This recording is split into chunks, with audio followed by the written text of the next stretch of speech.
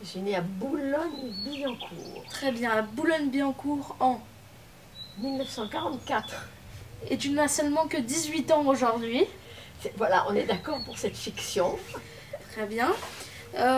Tu es né donc à la fin de la guerre.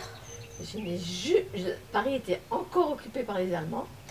Et comme je suis née au mois d'août, je peux dire que je suis passée d'un Paris occupé à un Paris libre. D'accord.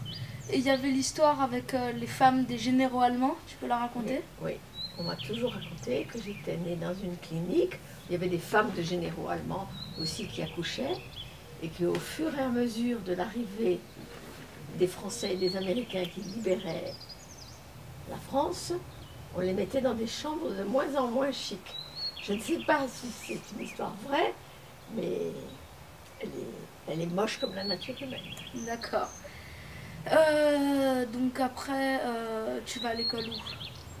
On avait d'abord te raconter que je suis rentrée, je crois que je ne suis pas rentrée en voiture de Boulogne-Billancourt jusqu'à la rue du Laos, où mes parents habitaient, et c'est en vélo. En vélo. D'accord. Déjà sportive. Non, non, c'est pas en vélo, j'étais sur un petit panier en vélo. Pendant que mon père et ma mère rentraient en vélo, je crois, c'est ce qu'on m'a toujours raconté. Et j'ai eu beaucoup de chance parce qu'il y avait une dame bretonne qui faisait le ménage à la maison et qui est toujours venue tous les jours s'occuper de maman, du ménage. Il y avait déjà un frère aîné, Claude, et cette dame bretonne qui s'appelait Nénène, on l'appelait Nénène, et ta maman l'a connue. D'accord. Et elle a même légué à ta maman une grande ménagère où il y avait des couverts. C'était une ménagère, c'était une grande boîte dans laquelle il y avait des couverts. Donc toi, tu es d'une famille de 5 enfants, c'est ça? Et quand je suis née, j'étais la deuxième. D'accord. Mais l'aînée des filles. C'est ça. Après, tu vas à l'école où? Je vais dans une école, une petite école à Neuilly, dont je ne me rappelle plus, sauf que je sais que j'avais un chapeau, qu'il y avait un uniforme, qu'il y avait un chapeau. Et après, je suis allée au Cours des Irs, parce que mes parents habitaient à ce moment-là boulevard Saint-Germain, dans le 6e arrondissement, qui était un arrondissement qui est rendu célèbre par les grands écrivains. D'accord. Donc, Sartre, et Rimbaud. Après, tu fais des études de quoi? Alors, je fais des études plutôt littéraires, Sciences Po, et comme j'ai envie de me marier, je ne vais pas jusqu'au bout de mes études, et je me marie à 22 ans, en ayant fait une espèce de secrétariat pour être secrétaire de direction. D'accord. Et ton travail alors? Alors, une fois mariée, mon mari n'avait pas de métier. Et moi, j'ai tout de suite trouvé du boulot à mi-temps d'abord, dans une société qui vendait de la farine et qui après a décidé d'exporter la farine. Dans les pays. Et le blé dans des pays qui en avaient besoin. Donc. Et alors tout de suite, ça a été l'Égypte, le Yémen, la Libye, la Syrie. Après, ça a été le Vietnam, le Sri Lanka. Et grâce à ça, j'ai beaucoup voyagé. Mais il faut dire que ce qui m'a beaucoup servi, c'est que je parlais bien anglais, bien espagnol. Et ça, je redis ça à mon petit-fils, c'est très important de parler des langues étrangères. Et donc, au début, tu avais quel poste dans le... On n'était que deux pour commencer, voilà. Et puis petit à petit, ça a pris beaucoup d'importance parce qu'on a... Mon patron était... Ce qui est amusant, c'est que mon patron a fait des études à Bordeaux avec des gens de la Martinique. Et on s'est tout de suite très bien entendu. Et j'avais un patron qui était très bienveillant, qui faisait confiance et qui vous poussait toujours à prendre des responsabilités. Et ça, je ne l'ai jamais eu. Et puis, et qui aimait aussi le travail en équipe. Okay. Après, tu as beaucoup voyagé. suis beaucoup voyagé. Ce qui fait que quand ma fille est née, après, elle me reproche, me disant que je n'étais jamais là. Elle reproche ça aussi à son père, qui était entre la Martinique, la Guadeloupe Et la France. et la métropole. On dit la métropole. Tu voyages donc pendant l'époque de Kadhafi Oui, je voyage sous Kadhafi. et tu nous racontais l'histoire la dernière fois de comment il faisait de l'alcool. Ah non, oui, non. Donc Kadhafi, c'était un pays où l'alcool était interdit. Et on s'est rendu compte qu'ils importaient énormément de jus de raisin et de levure de bière. Et de parfum, non aussi. Ah non, ça c'est une autre histoire. De levure de bière, parce que quand tu mets de la levure de bière dans des jus de raisin, ça fermente et ça fait quelque chose d'un peu alcoolisé. D'accord. Et le parfum? Et le parfum, ça c'est quand j'ai voyagé un jour pour aller au Yémen, quand le Yémen du Sud s'est réuni avec le Yémen du Nord, le ministère des Affaires étrangères français a envoyé pour cette cérémonie des gens qui faisaient du commerce avec le Yémen. Donc j'étais dans l'avion et j'ai voyagé à côté d'un monsieur qui créait des usines de parfums un peu partout.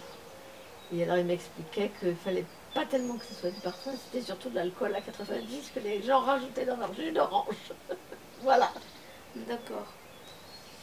Après, tu as voyagé en Égypte. Voyagé en Égypte parce qu'il y avait des adjudications internationales, c'est-à-dire que le pays achetait, c'était l'État qui achetait de la farine pour vendre à très bas prix à son pays. Et nos concurrents, c'était d'autres Européens et surtout les Américains. D'accord. Et les Américains, pour une année, pour nous damner le pion, ils ont dit $0,50 de moins que toutes les offres européennes. C'est moche. C'est moche. Est-ce que tu as fait des erreurs des fois? Dans ma vie? Ouais. Oh, bien sûr. Non, ou dans ton travail? Des erreurs. Des erreurs, sûrement des erreurs. Des erreurs. Je pense que les erreurs, c'est... Des fois, on est obligé de s'entendre. On est obligé de s'entendre avec des gens en qui on n'a pas confiance. Alors, ça crée une mauvaise relation dans le boulot. D'accord. Quoi d'autre?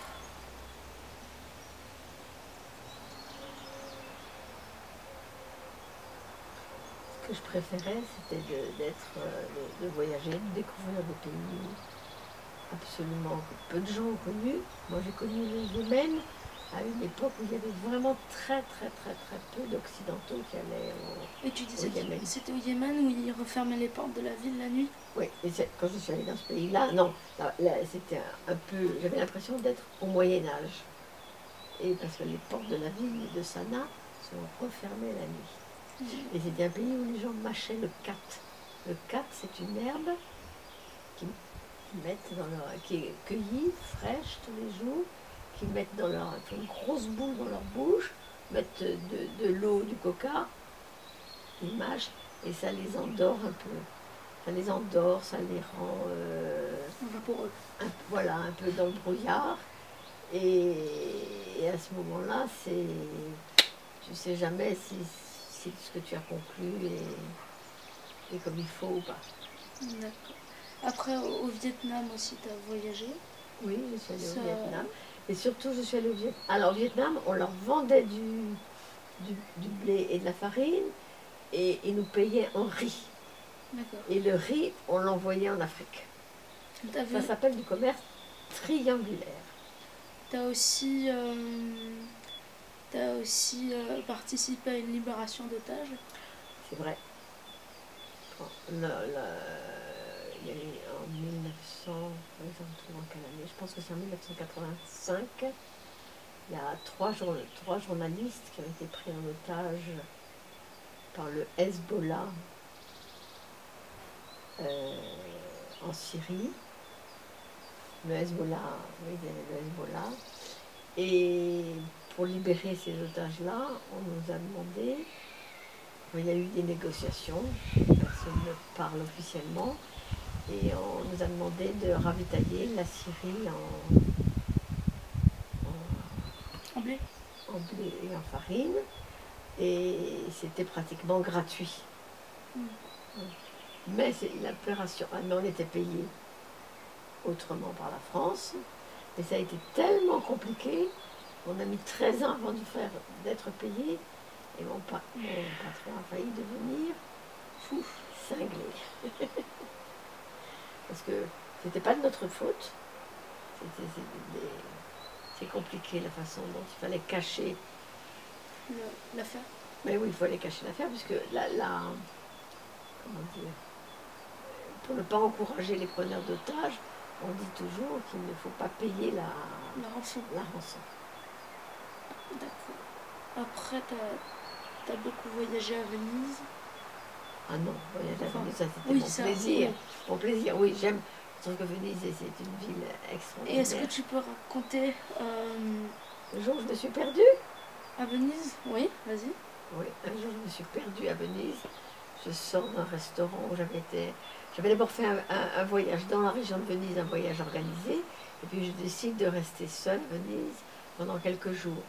Et la nuit, je sors d'un restaurant et Venise n'était pas très éclairée.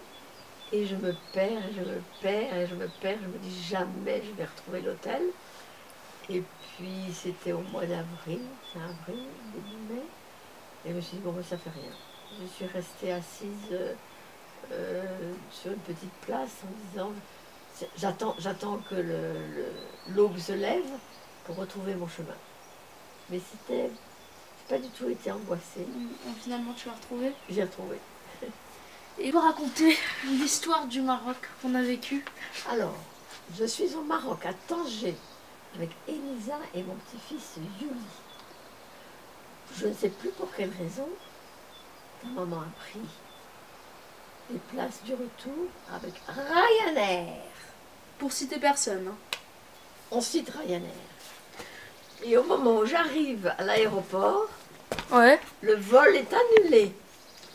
Ouais. Et la seule chose qu'on propose, c'est 6 jours plus tard. Bon. Et je me dis non, alors j'achète d'autres billets d'avion. Mais pour payer les billets d'avion, il fallait aller à la...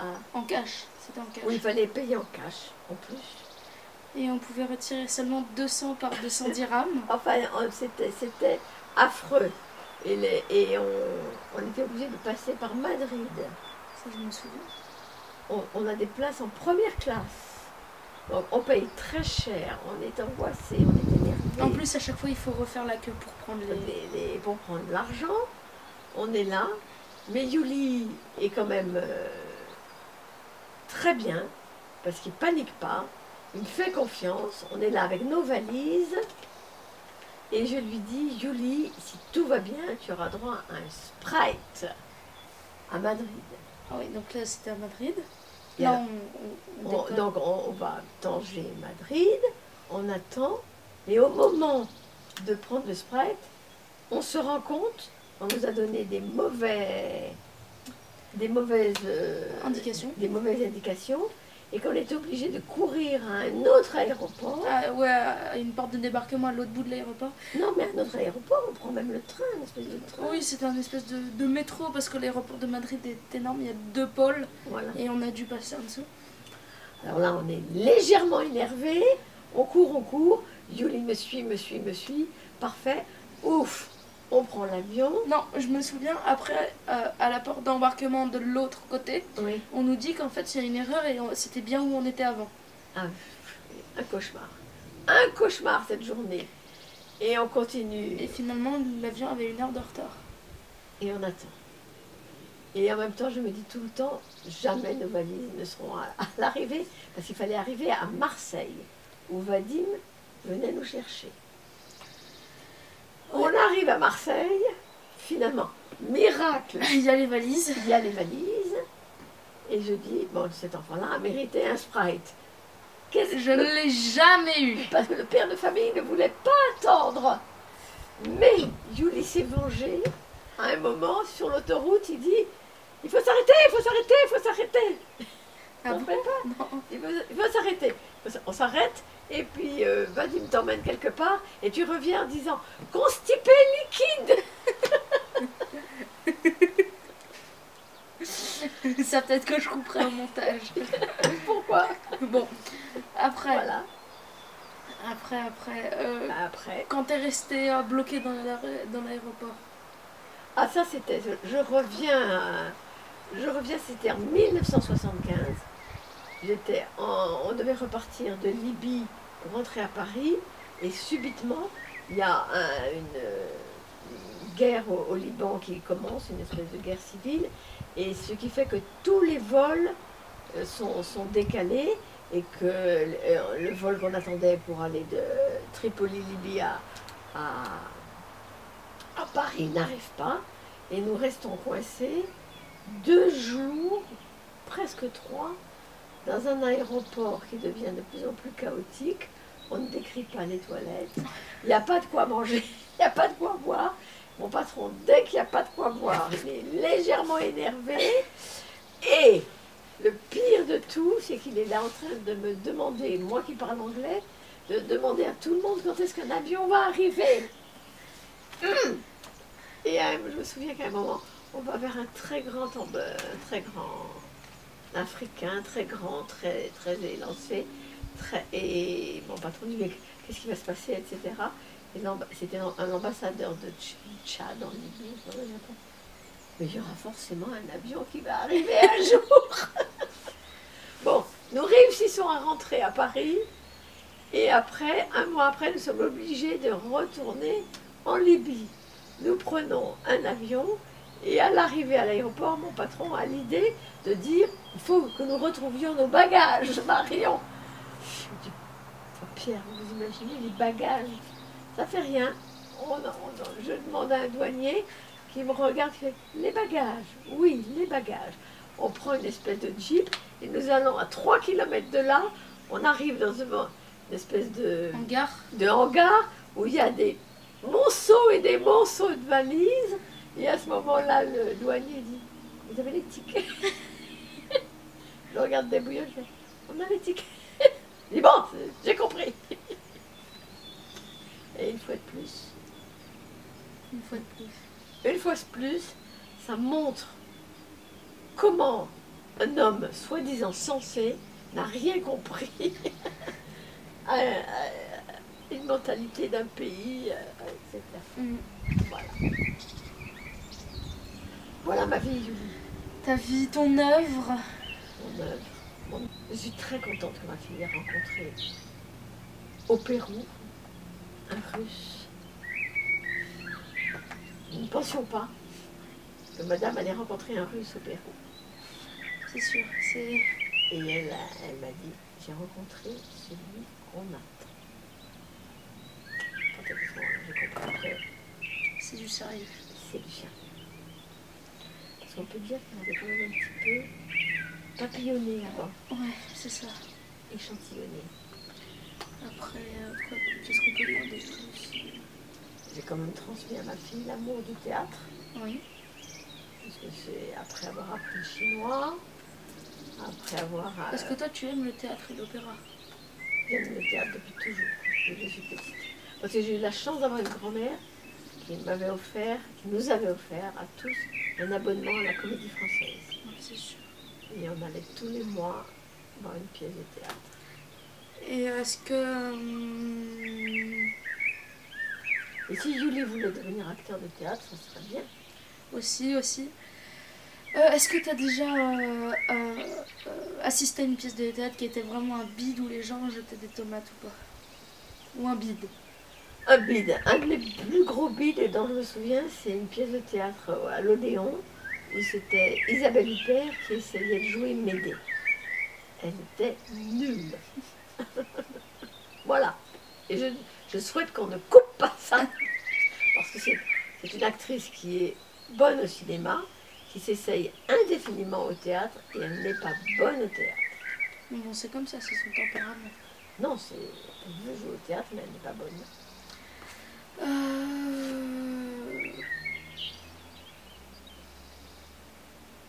Tu lis beaucoup aussi. Oui, j'aime beaucoup lire. Et je suis contente que mon petit-fils aime lire. Ce qui est rare parmi les jeunes, paraît-il. Et je trouve que mon petit-fils dessine très bien. Ok. Bon bah voilà, je pense qu'on peut finir. On peut finir, voilà. Bon bah c'était la magnifique, la reine des reines, ma grand-mère. Voilà, une de tes grand-mères. Parce que Une tu as une de autre mes grand-mère. grand-mères. Tu as une autre grand-mère très sympathique aussi. Ouais. Bon, maintenant je vais voir ce que ça donne. Si vous aimez, bah, je ferai mon grand-père un autre jour quand je le verrai. Allez, à plus.